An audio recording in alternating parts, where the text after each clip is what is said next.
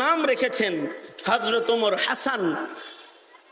হযরত আলীর কাছে বায়াত হয়েছেন, হযরত আলী খেলাফত দিয়েছেন। সাহাবায়ে কেরামের পরে সর্বপ্রথম পীর হাসানুল বসরি, শাইখে তরিকত, তরিকতের পয়লা পীর হাসানুল বসরি।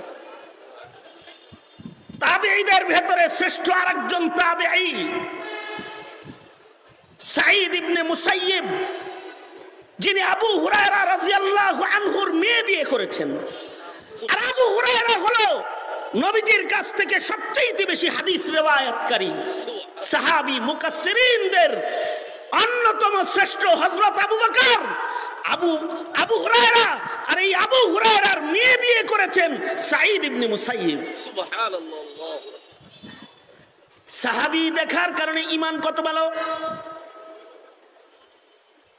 জায়গায় আমি চলে আসছি, আমার জায়গা মতো চলে আসছি। সাহাবী দেখার কারণে সাঈদ ইবনে মুসাইয়িবের ঈমান কত ভালো। সাঈদ ইবনে মুসাইয়িব,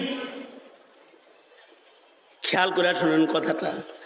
সাঈদ ইবনে মুসাইয়িব 50 বছর নামাজ পড়েছেন।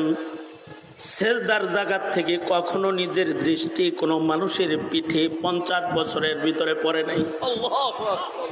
কত বছর জোরে বলেন, আওয়াজ করে বলেন কত বছর?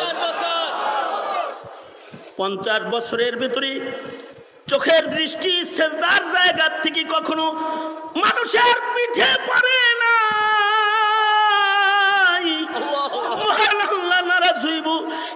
আল্লাহর দেখার জন্য সেজদার জায়গায় তাকায় রইছে 50 বছর। 50 বছরের ভেতরে একটা পলক সাঈদ ইবনে মুসাইয়িব হটায় নাই। 40 বছরের ভেতরে নামাজের তাকবীরে উলা ছাড়ে নাই। শুধু তাকবীরে উলা নয়, 40 বছর পর্যন্ত সাঈদ ইবনে মুসাইয়িব বলে 40 বছর মানুষের ভিড়ে আজান শুনি নাই। 40 বছর আমি আজান শুনেছি আল্লাহর ঘরের ভিতরে বৈশা। আল্লাহু আকবার বলেন। তার মানে 40 বছর লাগাতার সাঈদ ইবনে মুসাইয়িব মসজিদে আজানের পূর্বে প্রবেশ করেছেন।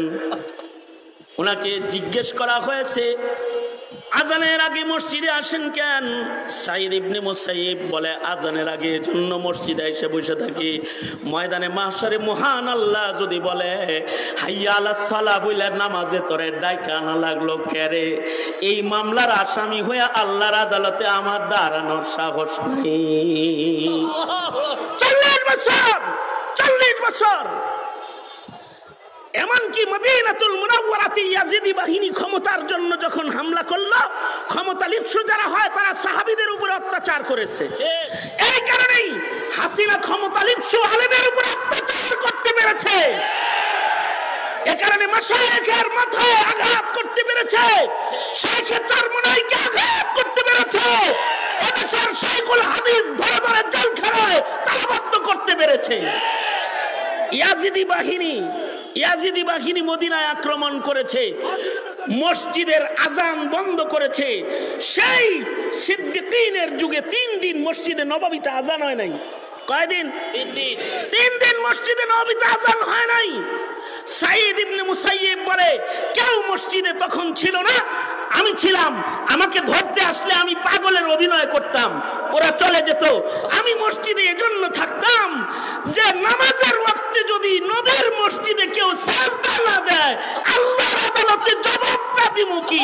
এ কারণে আমি এই 3 দিন মসজিদে থাকতাম, আর আমি একা একা মসজিদের সেজদার হক আদায় করতাম।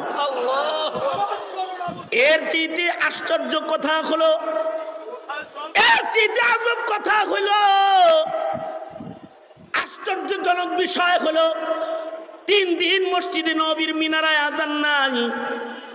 সাঈদ ইবনে মুসাইয়িব বলে, যখনই নামাজের ওয়াক্ত পাইতো তখন আমার কানে একটা আজানের আওয়াজ আইতো,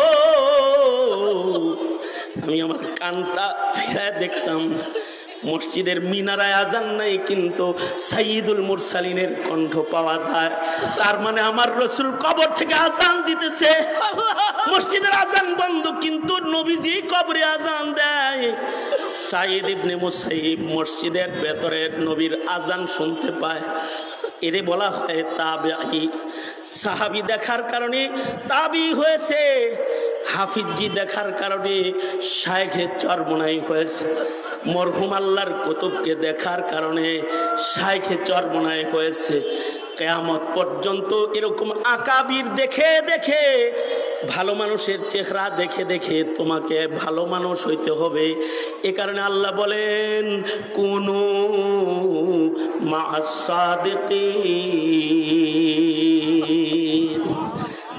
আর এই ভালো মানুষদের ভেতরেই সাহাবীদের কিছু সিফাত পাওয়া যাবে। আশিদ্দাউ আলাল কুফার, কাফেরের বেলায় তারা শক্ত। এ কারণে ফাইজুল করিম মামুনুল হক, এদেশের উলামা হযরত বাবুনগরী আহমদ শফি, শেখুল হাদিস আমিনী ও ফজলুল করিম পর্যন্ত কেউ বাতিলের সাথে এক যারা আপোষ করে নাই, এক যারা আপোষ করে নাই। কারণ আশিদ্দাউ আলাল কুফার, আশিদ্দাউ আলাল কুফার আর রুহামাউ বাইনাহুম। আর ইবাদত কি? তারাহুম রুকআন সুজদান ইয়াবতাগুনা ফাদলাম মিনাল্লাহ, তারাহুম রুকআন সুজদান ইয়াবতাগুনা ফাদলাম মিনাল্লাহি ওয়া রিদওয়ানা। তাদের ইবাদতে তারা আল্লাহর নৈকট্য খুঁজে। কেউ আছে ইন্ডিয়ার নৈকট্য খুঁজে, কেউ আছে আমেরিকার নৈকট্য তালাশ করে, নিউ ইয়র্কের নৈকট্য তালাশ করে, কেউ আছে চীনের নৈকট্য তালাশ করে, কেউ আছে রাশিয়ার নৈকট্য তালাশ করে। কিন্তু জমিনে এমন কিছু মানুষ আছে যারা আল্লাহর নৈকট্য তালাশ করে। জমিনে কেউ যদি আল্লাহর দ্বীনের উপর আঘাত করে তা তারা বুকটান করে যারা পাইতে ধরে, গায়ে রক্ত থাকতে তারা দিন মিটতে দিবে না। কারণ তারা আল্লাহর নৈকট্য অর্জন করতে চায়। রাতের বেলায় তারা নামাজ পড়ে, দিনের বেলায় তারা রোজা রাখে, কদম কদম নবীর সুন্নত তারা চলে। এত নামাজ পড়ে ফি উজুহিহিম মিন আসারিস সুজুদ। এগুলো হলো আল্লাহ পাকের পছন্দের গুণ। আর এই গুণগুলো ততক্ষণ পর্যন্ত আসে না যতক্ষণ পর্যন্ত গুণীর সান্নিধ্য গ্রহণ না করা হয়। চোরদের কাছে ঘুরো চোর হয়ে যাবা, শাহবাগীদের পিছে পিছে ঘুরো শাহবাগী হয়ে যাবা, নাস্তিক ব্লগারদের পিছে পিছে ঘুরো শাহবাগী নাস্তিক মুরতাদের খাতায় নাম চলে যাবে। আর উম্মতের মাশায়েখদের পিছে ঘুরো ওলি হয়ে কবরে চলে যাবে, ওলি হয়ে কবরে চলে যাবে। এই বুঝ নিজের যেমন হাসিল করা দরকার, উম্মতকেও এই বুঝ দান করা দরকার। সুতরাং মুহতারাম হাজিরিন, এই মাসআলা বুঝে আলেম উলামা পীর মাশায়েখের সঙ্গে জীবন দিতে রাজি আছেন তো ইনশাআল্লাহ?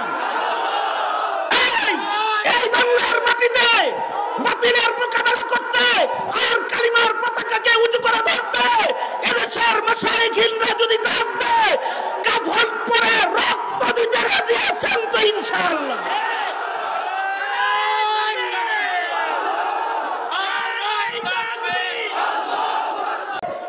ডক্টর ইউনূস সাহেব, এই দেশের মানুষের রক্তের উপর আপনি ক্ষমতায় বসেছেন।